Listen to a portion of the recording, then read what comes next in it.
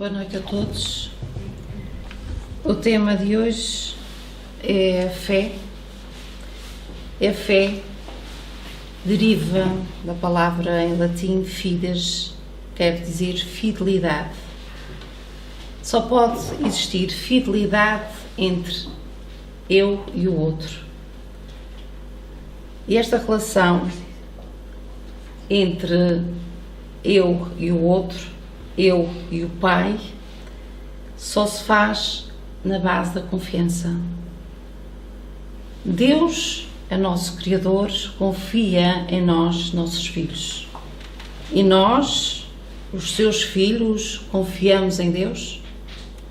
Nunca duvidamos da existência de Deus, do seu amor, da sua caridade, da sua paciência, da sua benevolência para com os seus filhos e as fraquezas dos seus filhos? Quantas vezes nós não fraquejamos perante esse grandioso amor e os testemunhos que Ele nos envia diariamente? Esta relação entre pai e filho nem sempre é cordial. Todos os filhos desejam manter essa relação com os nossos progenitores, não é assim? Desejamos um carinho do nosso pai, um afeto, um voto dessa confiança. Da mesma maneira, devemos tê-la em relação a Deus, que nos ama mesmo antes de nós termos confiança e conhecimento de nós próprios, da nossa própria existência, melhor dizendo. O homem trabalha em função de si mesmo. Amealha tesouros na terra, esquecendo-se dos tesouros do céu. E pensa, provavelmente, que não devemos nada a Deus. E Deus, por sua vez, trabalha em função do seu filho. Não é justo ser o pai a trabalhar em função do seu filho e o filho a trabalhar em função de si mesmo. Deverá haver aqui uma compensação desse esforço, desse amor que Ele nos dedica, que é trabalhar pensando no apoio que Ele nos dá, criar. Não digo que não criemos riqueza, pelo contrário, riqueza é o progresso, que se falará mais um pouco adiante o tema do Pedro. Mas não desviemos a nossa mente, o nosso objetivo do apoio que Deus nos dá. Não façamos nenhuma tarefa sem antes pedir ajuda a Deus, o nosso Pai. Façamos com alegria, com vontade, com esforço, sabendo sempre que esse apoio não nos faltará.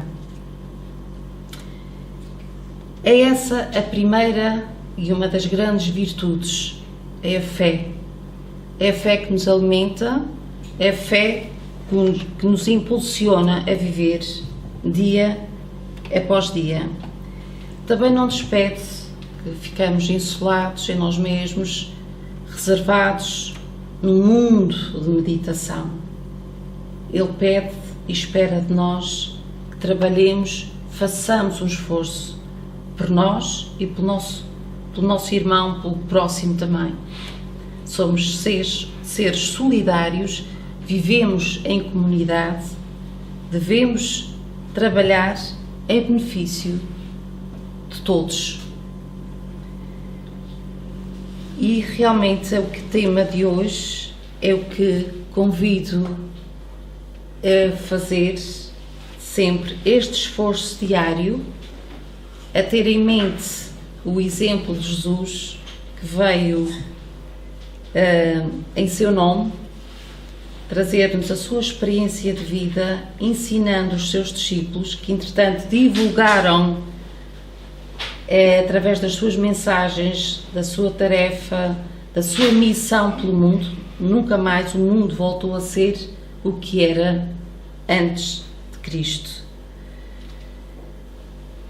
E deixo aqui esta mensagem de esperança, fé, uma fé com raciocínio, que é isso que a doutrina espírita nos transmite.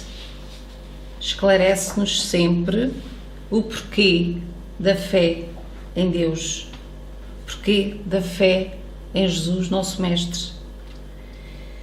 E sabendo aquilo que nós já aprendemos aqui nesta nossa doutrina espírita, o antes e o depois, e o durante, o depois ainda está para vir, não é?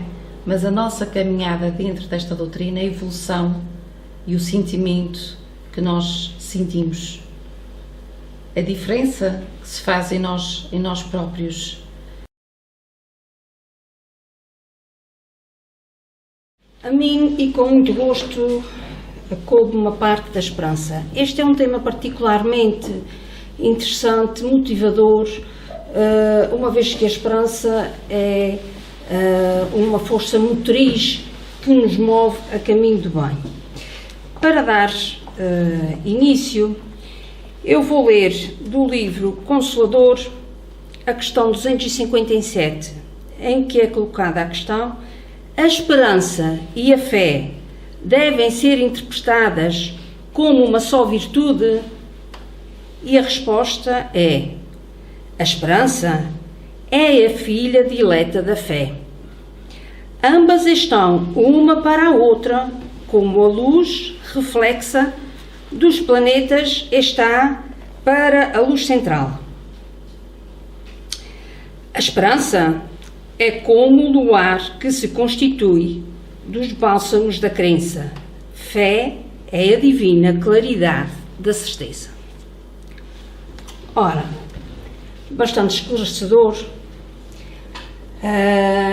o fato de que a esperança é filha da fé, não é? Agora, eu gostaria só de cada um refletisse um bocadinho o que é que entende por esperança. O que é a esperança para cada um? O que é que representa a esperança? Se ela esteve muito presente durante este ano de 2021 nas nossas vidas, se esteve pouco tempo presente, pensemos e refletimos só um pouco sobre isso. Ora, a esperança é uma chama viva que é uma potência que existe no interior do ser humano e que ao longo do tempo este ser humano vai trabalhando para conseguir a vitória no bem. Mas esse trabalho é interno e é muito intenso. E cada indivíduo é que o tem que fazer por si. Ninguém pode fazer esse trabalho que está subjacente à esperança, porque a esperança envolve trabalho. A esperança leva o homem a olhar para o futuro, considerando que eventualmente esse futuro seja portador de melhores condições para o homem ir trabalhando e ir conseguindo aquilo que quer, sempre em cumprimento das leis divinas, não é? O acaso não existe nas ocorrências do mundo, mas sim a lei da causa e efeito.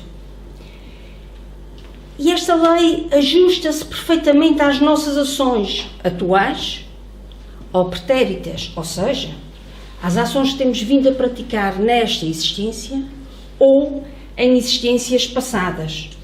Isto tanto diz respeito a um indivíduo como pode dizer respeito a um grupo, não é? Mas nós, para termos esperança, temos que ter um objetivo. Nós temos a esperança em que vamos conseguir alcançar isto, ou vamos conseguir alcançar aquilo. E é importante que primeiro nós saibamos para onde é que queremos ir, porque quem não sabe para onde vai, vai se acomodando e assim vai-se passando as horas, os dias, os meses, os anos, numa completa passividade. Portanto, é preciso que a esperança seja baseada numa ação que é alicerçada nas leis divinas. E estas leis regem o universo de uma forma que é infalível. Claro que nós ainda, por vezes, ousamos dizer ao Criador que nos faça isso ou que nos faça aquilo. Ainda ousamos, quando devemos sim pedir lucidez, equilíbrio, para que, com uma fé raciocinada, nós possamos trabalhar dentro dos preceitos do bem para conseguirmos aquilo que melhor nos convém. Mas atenção, aquilo que o Criador muitas vezes nos dá, que os nossos anjos da guarda, os nossos espíritos protetores nos ajudam a conseguir, muitas vezes não é aquilo que nós pedimos, mas é aquilo que é melhor para nós. E muitas das vezes só a médio ou longo prazo é que vamos perceber que aquilo efetivamente é o melhor para nós. Na perspectiva do Espiritismo, que nos fornece uma dimensão realista da vida futura, a esperança torna-se cada vez mais inovadora, não é? A certeza que a vida continua para além do túmulo e que nós não seremos levados nem para o céu, nem para o inferno, mas sim vamos ter um estado de alma de acordo com a nossa bagagem moral. E que sabemos que Jesus chega às criaturas através das criaturas. E quando se age no bem, com respeito, com cordialidade, com compreensão, nada há que temer. Cada um de nós é que sabe as angústias com que se tem deparado, as dificuldades, as sensações de solidão que se tem enfrentado e, por vezes, até parece que se perde a esperança, não é? Isto não será uma desesperança? Será que não é quase que um desistir de nós? Mas o homem, enquanto espírito imortal, sabe que não deve gastar energias, nem gastar esforços com aquilo que não quer. Tem que saber aquilo que quer e então investir as suas forças, as suas energias no bem para aquilo que quer. Também, muitas vezes, não se concordam com a religião do outro, com uma opção cultural que o outro faça, com a cor política do outro, com a raça do outro, com escolhas que o outro faça. Nós não temos que mudar de religião. Temos sim, é que mudar a nossa maneira de pensar perante os fatos da vida e aceitar as individualidades de cada um, desde que dentro dos preceitos do bem. Porque tudo isto, muitas vezes, leva ao desgaste dos relacionamentos. E é como a Ana há bocadinho falava aqui no Evangelho. Não perdoar 70 vezes, mas 70 vezes 7. A nossa mãe, o nosso pai, o nosso irmão, o nosso colega de trabalho. Não é? Portanto, todos nós sentimos ofendidos. Porquê? Tomamos esse veneno. Portanto, só se ofende quem ainda não tem o entendimento suficiente para saber que há que respeitar o modo como as pessoas falam e como se expressam. Se pensarmos no modo como nós conhecemos este mundo atualmente, e tantas voltas, e tal é a evolução que num curto espaço de tempo temos vindo a assistir, se pensarmos com as conjunturas tecnológicas, o modo como tem vindo a convergir nestes próximos 10 anos, se pensarmos nas alterações, e se nós ainda cá estivermos, vamos ver as alterações que este planeta levou.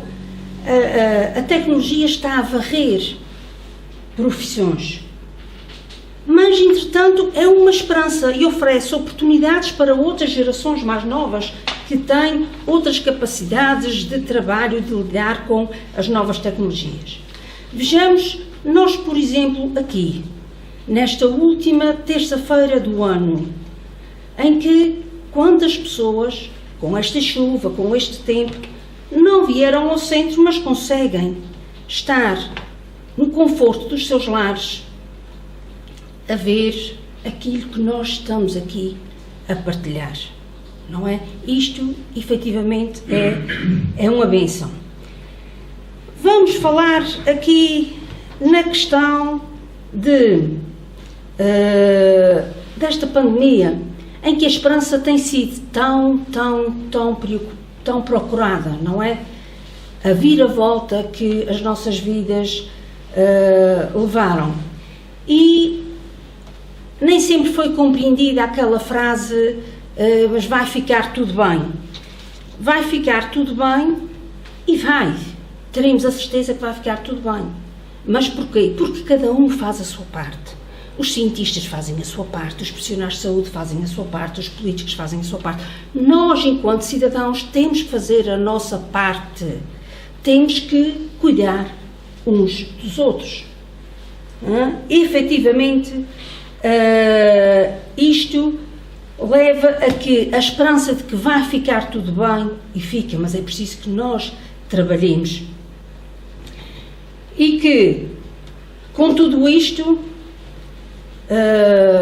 já em jeito de conclusão, que a esperança esteja cada vez mais presente na nossa vida e que nos invada a alma, confiantes em Deus, que sempre nos dá as oportunidades novas. Que tenhamos a esperança de ela ser uma constante nas nossas vidas, em que a gente consiga sempre investir naquilo que queremos, e isto é através da esperança. Na esperança de dias melhores, na esperança de que vamos realizar aquilo que pretendemos, a esperança da paz e com perseverança. Uma vida cristã implica-nos esforço, dedicação, estudo, e isso implica também que vigiemos os nossos pensamentos para podermos atuar de acordo com os preceitos das leis divinas. Isso sim é a esperança que todos nós precisamos para agir em conformidade com os ensinamentos de Jesus.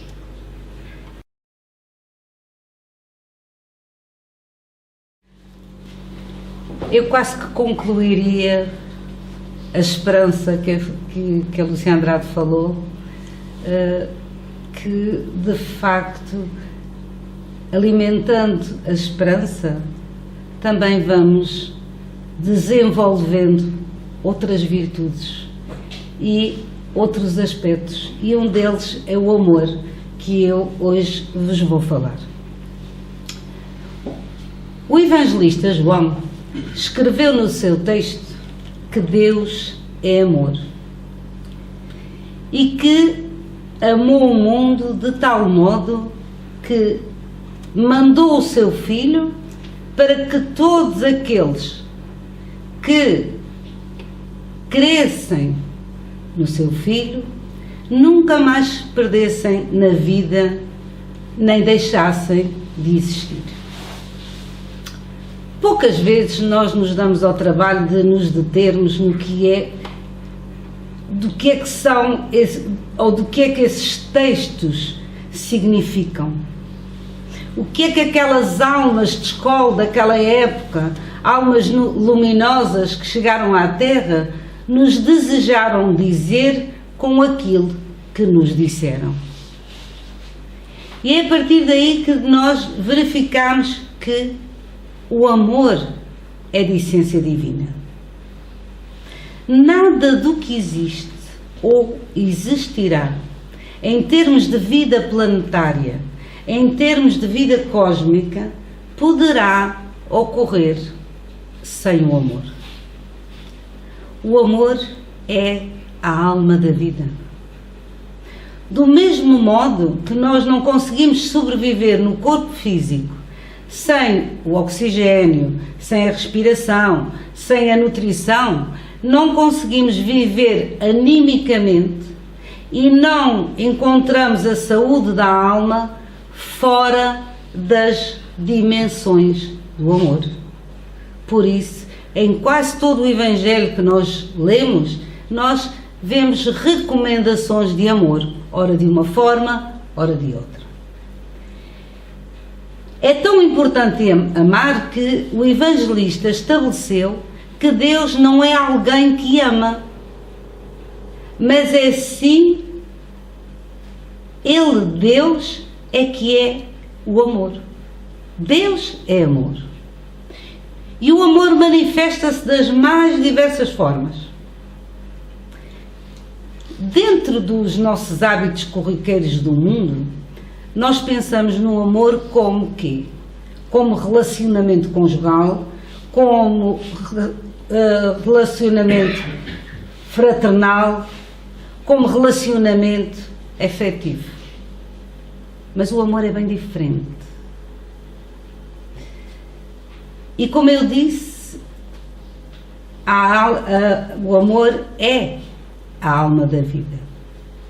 Alguém que planta uma árvore, que atira sementes para a terra, se não fizer isso com amor, ela fica atrofiada e a planta não cresce e morre. A mãe de família que cozinha, hoje em dia também temos os pais que cozinham, e ainda bem, estão de parabéns.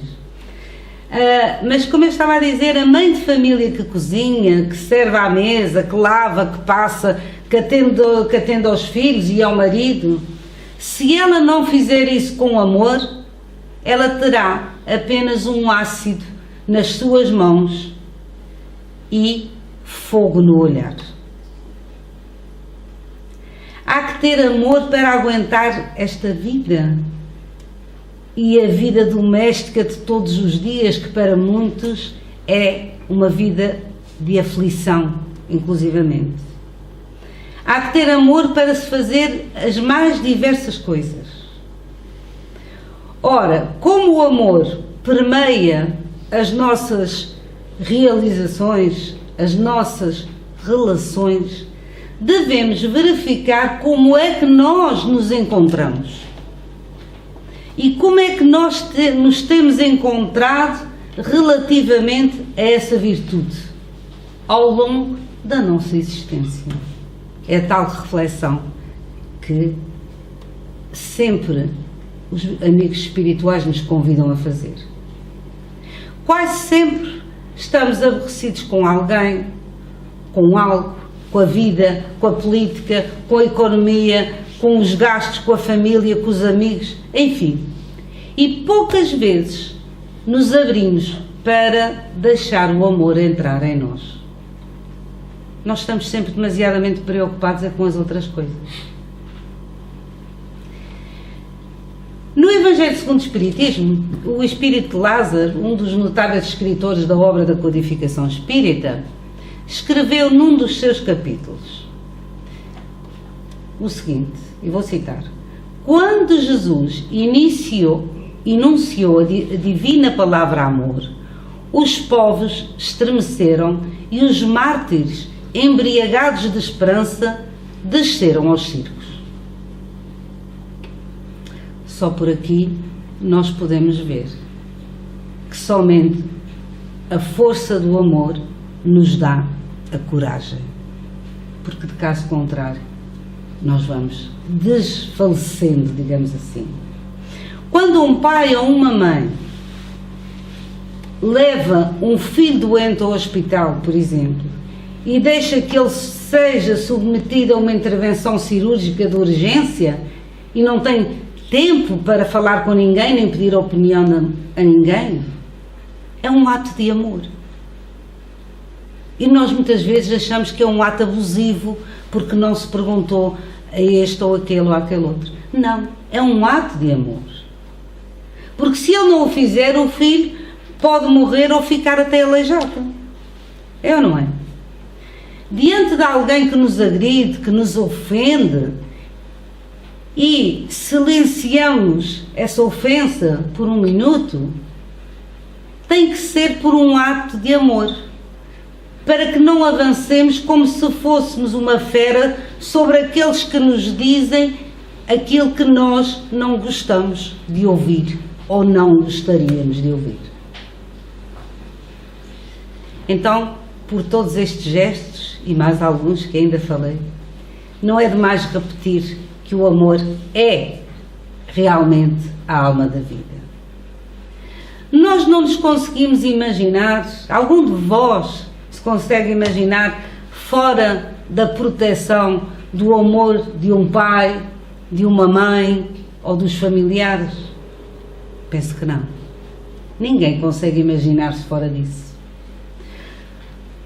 Não nos conseguimos imaginar na Terra distanciados do amor de Deus que nos manda as primaveras, os outonos, os invernos, os verões, a cada ano, repetindo-se sempre, mas sempre, em nome do amor, as 4 estações, porque em cada uma delas nós retiramos o que necessitamos, para a nossa existência, para a nossa vida planetária. E nós ficamos tão alegres quando passamos de uma estação para a outra e dizemos, agora sim, agora é que vai florescer isto, agora é que vai crescer aquilo, e por aí adiante.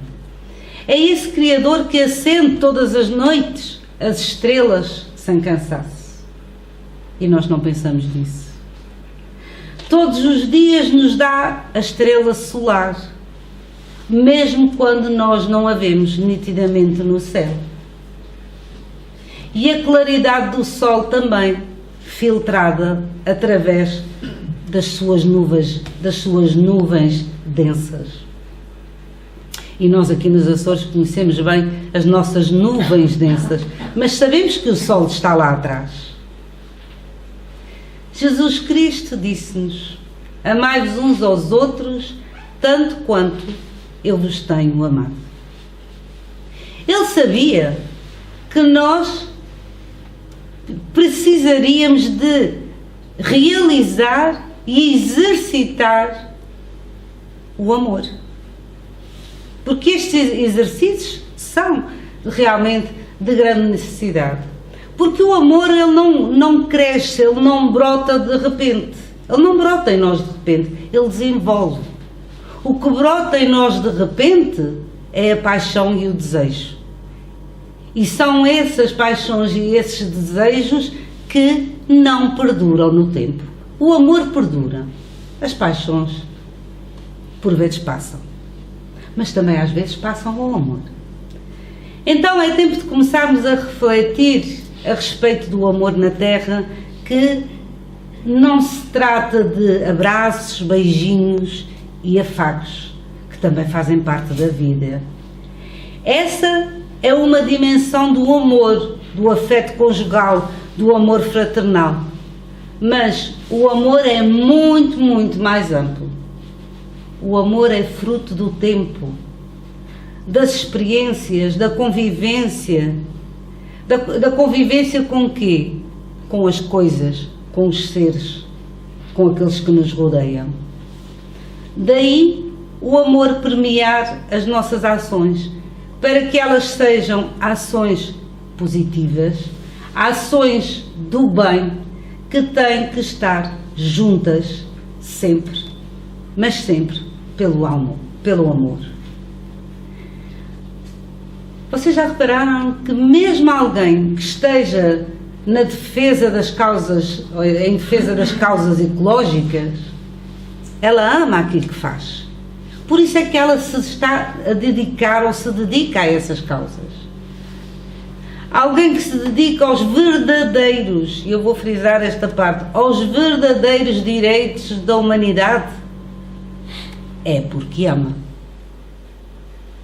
Quem defende as nossas camadas do ozono para que o homem da Terra não adoeça, é porque ama o planeta, é porque ama as pessoas. O cientista, que nós falamos muito dos cientistas que não os vemos, aquele cientista que se encerra num laboratório tentando descobrir vacinas, remédios e produtos que facilitem a vida da humanidade terrestre, é porque ele ama aquilo que faz. Portanto, Meus amigos, é pelo amor e somente pelo amor de Deus que hoje estamos no mundo. Apesar de explodirem bombas, haver palavras de impropério aqui e ali, mesmo que hajam homens maus e criaturas doentes. Mas é por tudo isso que nós estamos aqui. Então lembremos-nos sempre de que o amor é uma das grandes alavancas do progresso, que não podemos viver sem ele. Mas para nos falar de progresso, eu vou chamar o Pedro Silva, despedindo-me com votos de amor e boas decisões para todos nós no próximo ano de 2022. Que ele seja de facto mesmo um ano novo, que nos transformemos e tenhamos paz e harmonia.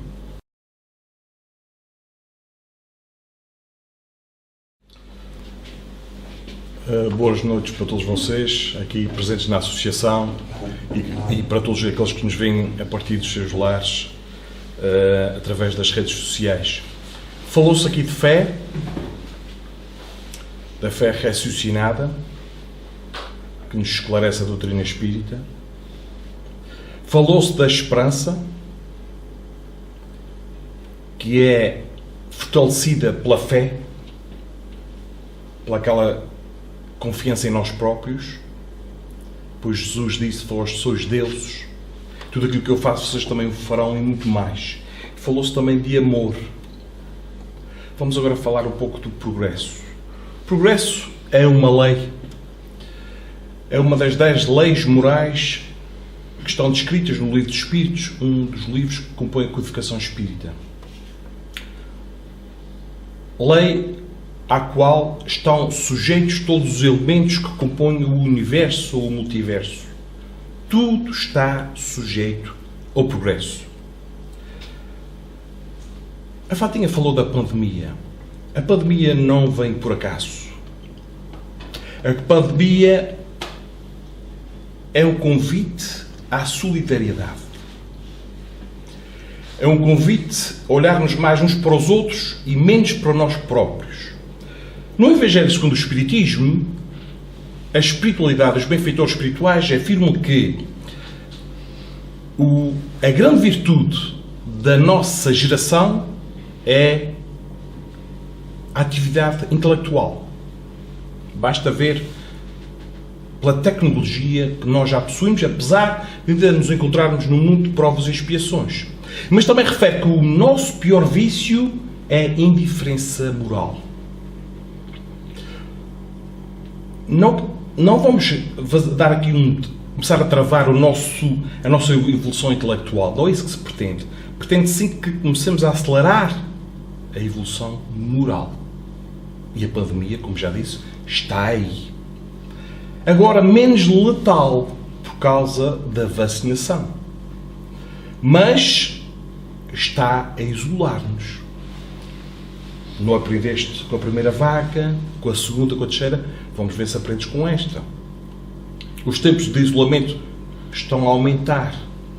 Para que as pessoas comecem, de facto, a refletir o seguinte: o meu familiar mais idoso dependia de mim e agora não posso ajudá-lo. Ou eu dependia de outrem e o outro não me pode ajudar. Isto está-nos a fazer refletir cada vez mais.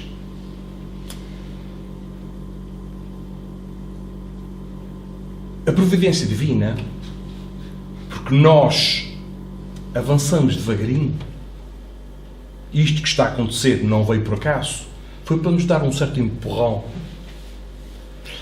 A providência divina, como diz a codificação, de tempos a tempos causa um abalo que vem acelerar o progresso da humanidade.